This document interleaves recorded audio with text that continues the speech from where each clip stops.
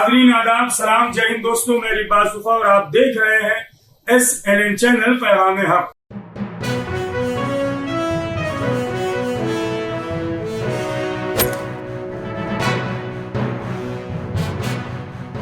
नाज़रीन, ये सबसे पहले कोविड जैसी मौलिक बीमारी से आज आलम इंसानियत बिलख रही है, तड़प रही है, परेशान है। पूरी दुनिया में लोग इस मौलिक बीमारी से परेशान है। इस खात्मे के लिए हम अल्लाह की बारगाह में दुआ करते हैं। जैसा कि नाज़रीन आपके इल्म में है कि आज मुल्क हिंदुस्तान की आज़ादी का 75वां साल जो है वो मना रहा है, खुशी मना रहा है। और खुद वजीर आजम नरेंद्र मोदी ने पूरे इस साल को हिंदुस्तान की आज़ादी के लिए आवाम से मनाने की अपील भी की है। और आपके इल्म में ये भी है कि हिंदुस्तान की आज़ादी में बैनुल मज़ाहिब हर फिरके के लोगों ने शहादतें पेश की हैं और मुसलमानों ने बिलखुसूस कसरत के साथ हमारे उलमाए किराम, हमारे बुजुर्गान ने हिंदुस्तान की आज़ादी में अपना खून बहाया है और अपने खून की शहादत से हिंदुस्तान को आजाद कराया है। यही वजह है कि मुल्क हिंदुस्तान में गंगा जमुनी तहजीब हमेशा परवान चढ़ी है और फिरका परस्त ताकतें इसे तोड़ने की हमेशा कोशिश कर रही हैं। और यही वजह है कि डॉक्टर बाबा साहब अम्बेडकर ने जितने भी फिरके हैं, जितने भी मज़ाहिब हैं, सबको बराबर से आजादी का हक इस हिंदुस्तान में हासिल है कि हर फिरका, हर मज़हब अपने अपने एतबार के साथ, अपने अपने अकीदे के साथ इस हिंदुस्तान में जिंदगी बसर कर सकता है। और दूसरी बात नाज़रीन, जैसा कि आज मोहतरम जावेद सिद्दीकी साहब ने रिजर्वेशन का मुतालबा किया है मीडिया के सामने, आपके इल्म में है कि आज कई सालों से महाराष्ट्र में कई मुस्लिम मिल्ली समाजी व दीगर तंजीमों ने मुसलमानों के रिजर्वेशन का मुतालबा किया है। और खुद रंगनाथ मिश्रा कमीशन, साथ ही साथ दीगर कमीशनों ने ये सुप्रीम कोर्ट में हलफनामा भी दिया है कि मुसलमानों को रिजर्वेशन दिया जाए। जैसे जैसे महाराष्ट्र का इलेक्शन कारपोरेशन का करीब आ रहा है, तमाम सियासी जमातें मुख्तलिफ अंदाज में अपने आप को एक्टिव कर रही हैं। हालिया दिनों में सोशल मीडिया और चैनलों के जरिए से देखा गया कि मजलिस इत्तेहादुल मुस्लिमीन यानी MIM का एक बड़ा जलसा मुंबई के चांदेवली मैदान में हुआ, जिसमें खुद मजलिस इत्तेहादुल मुस्लिमीन के सदर और MP असदुद्दीन ओवैसी ने शिरकत की। वहीं औरंगाबाद के MP मोहतरम इम्तियाज जलील का भी मुख्तलिफ वीडियो आपने देखा होगा कि पुलिस ने उन्हें रोका, लेकिन वो किसी भी सूरत, किसी भी तरह उस जलसे तक, उस प्रोग्राम तक पहुंचे और अपने गाड़ियों पर तिरंगा जो हमारी आन बान शान है उसको लगाकर पहुंचे। और साथ ही साथ मोहतरम जावेद सिद्दीकी साहब ने पनवेल हाईवे पर MP इम्तियाज जलील साहब का इस्तकबाल भी किया और प्रोग्राम भी हुआ, जिसमें मजलिस इत्तेहादुल मुस्लिमीन ने 5% रिजर्वेशन का मुतालबा किया।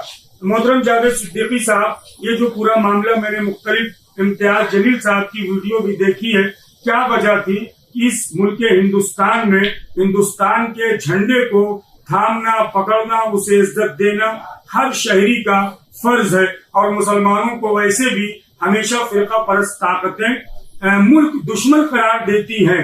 अगर इम्तियाज जलील साहब हिंदुस्तान का परचम लेकर मुंबई आ रहे थे तो क्या वजह थी कि पुलिस प्रशासन ने, महाराष्ट्र की पुलिस ने इम्तियाज जलील जो खुद एक MP है उन्हें रोकने की कोशिश की गई और किस तरह से इम्तियाज जलील ने औरंगाबाद से मुंबई तक का सफर किया।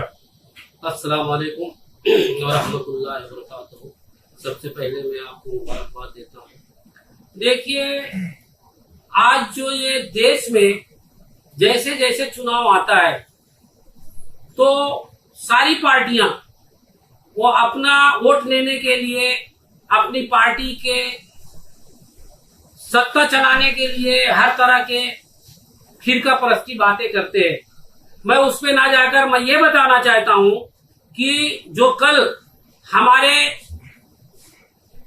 MP साहब असदुद्दीन जो पूरे पार्लियामेंट के मेंबर थे और इम्तियाज जलील शेख साहब भी पार्लियामेंट के मेंबर थे, उन्होंने काफी दिनों से ये जद्दोजहद कर रहे थे कि ये जो आरक्षण है, जो 5% मुसलमानों के लिए रिजर्वेशन है, ये इलेक्शन के टाइम जब ये पार्टियां जो सरकार में बैठी है उस वक्त कहते हैं कि भाई क्यों नहीं दिया गया, तो उसी का जवाब इस इलेक्शन के दरमियान में जो है महानगर पालिकाओं का जो इलेक्शन चंद दिनों में होने, उसी का जनता तक हम जो है जवाब देना चाहते हैं कि जब जब चुनाव आया सबूतों के आधार में, उस वक्त एनसीपी हो और भी पार्टियां, दीगर पार्टियां हो, वो खाली मुस्लिम समाज का वोट लेना जानते हैं।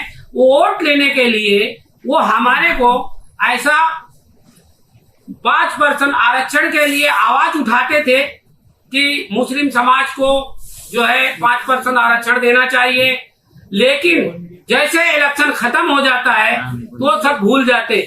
उसको याद दिलाने के लिए हमारे जो है जनाब इम्तियाज जलील साहब, जो पार्लियामेंट के एक शेर हैं, जो पूरे हिंदुस्तान में लोग उन्हें शेर के नाम से जानते हैं, और वो हर फिरके के लोगों के लिए सच्चाई बात वहां पे पार्लियामेंट में उठाते हैं। मैं नहीं कहता हूं, पूरा मीडिया कहती है। तो ऐसे लोगों की हमारे हिंदुस्तान में बहुत जरूरत है। उन्होंने जो एक पहल की है कि मैं जो औरंगाबाद से चल के महाराष्ट्र मुंबई शहर में मैं एक परचम लहरा कर पहुंचा हूं, इसलिए कि वो लोगों को ये मालूम हो जाना चाहिए कि आपकी सरकार अभी आ गई, तो आप जो है हमको क्यों भूल गए। तो ये याददाश्त दिलाने के लिए उन्होंने बहुत जद्दोजहद किया, और हमने खुद वहां पे पनवेल के आगे जाके उनका इस्तकबाल किया और उनके साथ रहे।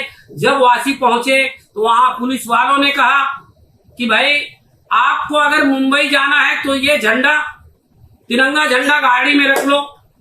तो उसमें हमारे जलील साहब ने कहा कि साहब मैं अपने देश का तिरंगा नहीं छोड़ूंगा, मैं औरंगाबाद से चल के यहाँ तक आया हूँ, लेकिन मैं ये तिरंगा यहाँ पे नहीं गाड़ी में रखूंगा, ये मेरी देश की बहुत बड़ी बदनामी होगी, और मैं पैदल यहाँ से तिरंगा लेके मुंबई पहुंचूंगा। तब उसके बाद ऑफिसर ने कहा ठीक है साहब आप जाइए। तो उनको इतनी सामना करना पड़ा, और वो कुछ पुलिस वालों सिद्दीकी साहब, मैं आपको रोकना चाहता हूँ। रसूलों के रसूल, पैगम्बरों के पैगम्बर, हम सब के नबी पाक हजरत मोहम्मद मुस्तफा ने फरमाया है कि वतन की मोहब्बत जो है वो ईमान है, और इसी मुल्क हिंदुस्तान में फिरका परस्त ताकतें मुसलमानों को हमेशा तासुब की निगाह से देखती हैं, मुल्क का गद्दार कहलाती हैं। और ये परचम जो इम्तियाज जलील साहब ने उठा रखा था, जैसा कि आपने कहा कि पुलिस रोक रही थी, इस परचम पर हिंदुस्तान के तमाम शहरियों का, जितने भी अवाम है, सबका बराबर का हक है। बिलखुसूस अगर कोई मुसलमान हिंदुस्तान के परचम को लेकर आगे बढ़ रहा है, उसे क्यों रोका गया, इसके पीछे की क्या साजिश थी, इस हवाले से आप हमारे नाज़रीन, हमारे दर्शकों को आप बताएं। देखिए, इसलिए रोका जा रहा था कि इलेक्शन का दरमियान आने वाला है, अभी आया नहीं। उनका ये कहना है कि ये जो हम लोगों ने पिछले बार इलेक्शन में जो आश्वासन मुसलमान को देके सेकुलर पार्टी बन के हम चुनाव जीते हैं, तो आज हमको जवाब देना पड़ेगा। इसलिए वो चाहते थे कि इनका जो रैली, तिरंगा रैली है, फेल हो जाए। लेकिन अल्हम्दुलिल्लाह, अल्लाह का शुक्र है, हिंदुस्तान के कोने कोने में हमारे जो है इम्तियाज जलील साहब का और असद कुरैशी साहब का इंशाअल्लाह बोलबाला है। लोगों का उनके ऊपर बहुत यकीन है कि ऐसे लोग जो है पार्लियामेंट में हैं, जो समाज के लिए और भी समाज के लिए आवाज उठाते हैं। और पुलिस को भी मैं मुबारकबाद देता हूं। कुछ लोगों ने, उनकी मजबूरी थी, अब मजबूरी क्या थी उनकी, जो उन्होंने ऐसी हरकतें कर रहे थे, लेकिन हमने और हमारे पूरे टीम ने कहा कि अगर हमारे तिरंगा को आप नहीं लेके जाने देंगे तो हम पैदल जाएंगे, गाड़ी यहीं छोड़ देंगे। तो उस बात को पुलिस ने मानकर उन्हें जाने दिया, और मुंबई में जहां पे जलसा था वहां पे पहुंचकर और इस बात को पूरे जनता के सामने रखा गया, लोगों ने इस पे यकीन भी किया। हकीकत मुस्लिम समाज के साथ में बेइंसाफी हो रही है, इसलिए इंसाफ के लिए कोई कायद को आगे आना पड़ेगा। इसलिए हमारे कायद हमेशा जो है लड़ाई लड़ते रहे। एक आखिरी सवाल जावेद साहब, आज महाराष्ट्र में राणी सरकार है, सेकुलर सरकार जिसे कहते हैं। कल तक यही पार्टियां, चाहे वो कांग्रेस रही हो, चाहे वो राष्ट्रवादी रही हो या दीगर जो सेकुलर पार्टियां, उन्होंने हमेशा मुसलमानों के रिजर्वेशन का मुतालबा किया। आज खुद बरसरे इख्तिदार है, इख्तिदार में है, क्यों ये 5% जो सुप्रीम कोर्ट ने जिन कमेटियों का गठन किया था, जिन्हें मुअय्यन किया था, और उन्होंने बाकायदा हलफनामा दिया है कि मुसलमान इस लायक है, मजबूर है, उन्हें 5% रिजर्वेशन दिया जाए। ऐसी क्या वजह आन पड़ी कि उत्तर प्रदेश का भी इलेक्शन होने वाला है, कुछ महीनों के बाद महाराष्ट्र में भी कारपोरेशन का इलेक्शन होने वाला है, मजलिस-ए-इत्तेहादुल मुस्लिमीन जमाइयम अभी तक क्यों खामोश थी, और ऐसी क्या वजह पड़ी कि आज इन सेकुलर पार्टियों को आपके जो मजलिस-ए-इत्तेहादुल मुस्लिमीन के सदर हैं जनाब असदुद्दीन ओवैसी साहब या एमपी मोहतरम इम्तियाज जलील शेख साहब आज रिजर्वेशन का मुतालबा उठा रहे हैं? देखिए, आपको तो पता है, मैं एक मुमरा शहर की बात ले लूं कि थाने महानगर पालिका के अंदर हम जिसको जो है आमदार से लेके मंत्री बनाया है यहाँ के लोगों ने, आप एक भी मुझे जवाब दे दे कि मुस्लिम समाज का एक भी बच्चे को महानगर पालिका में नौकरी दी गई क्या? नहीं दी गई। बहुत से कायदा के अनुसार, सबूतों के आधार हमारे जनाब एमपी साहब इम्तियाज जलील साहब ने जो काम किया है, अभी जो ये इस वक्त वो याददाश्त के लिए जनता को कहा है कि अब इनके बहकाव में मत आओ, ये हर चुनाव में हमारा ठप्पा वोट ले लेते हैं। ये देखो, आईना उनको बताया गया है कि ये देखो, ये लोग जो है सेकुलर के नाम पे हमारा खाली वोट लेते हैं, लेकिन हमारे समाज के लिए कुछ नहीं किया। जैसे उन्होंने कहा है कि पूरे महाराष्ट्र में 1000 करोड़ रुपया का जो अल्पसंख्यक की जमीनें थी, वक्फ बोर्ड की थी, वो बोर्ड की जमीनें भी ये लोगों ने खा लिए। उसके ऊपर भी उन्होंने आवाज उठाया और 9-10 लोगों को FIR भी हुआ। तो मैं ऐसे लोगों को सलाम करता हूं कि जो इन्होंने हमारे कौम के लिए आवाज उठा रहे हैं, और यहाँ की जनता भी उनके पीछे है और इंशाअल्लाह पीछे रहेगी। ये थे मजलिस-ए-इत्तेहादुल मुस्लिमीन के अहम रुकन मोहतरम जावेद सिद्दीकी साहब। उसके अलावा समाजी कारकुन भी हैं, हर मौजूआत पर बेबाकी के साथ आप तबसरा करते। यकीनन आज का जमाना वही जमाना है कि अगर जब तक बच्चा होता नहीं है तब तक माँ दूध नहीं पिलाती है। रिजर्वेशन हमारा हक है, रिजर्वेशन हमारा हक है, और हमें चाहिए, वो आप किसी भी पार्टी में हो, लेकिन अगर आप मुसलमान हैं तो आपका फर्ज है कि आप हुकूमत से आवाज उठाएं और मुसलमानों की हालत को बेहतर बनाने के लिए कोशिश करें।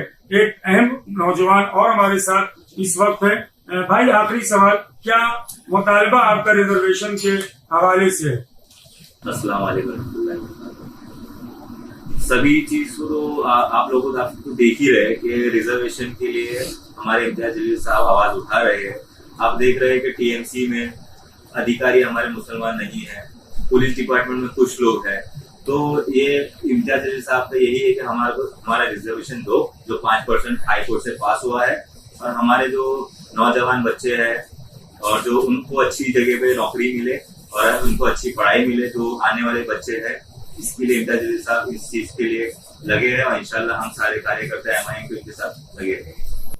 नाज़रीन, इसी तरह देखते रहे SNN चैनल में। लिबास सुबह फिर एक मरतबा तमाम उन सियासी लीडरों से जो अल्लाह ने जिसे आज उन्हें इज्जत दिया है, मुसलमान की हालत गुज़ार पर उन्हें गौर करना चाहिए, फिक्र करना चाहिए। रिजर्वेशन हमारा मुतालबा है, हमें इस हवाले से आवाज उठाना चाहिए और हमें अपना हक लेना चाहिए। इसी तरह देखते रहे SNN चैनल। मैं लिबास सुबह आपसे चाहूंगा इजाजत। वस्सलामु अलैकुम व रहमतुल्लाह।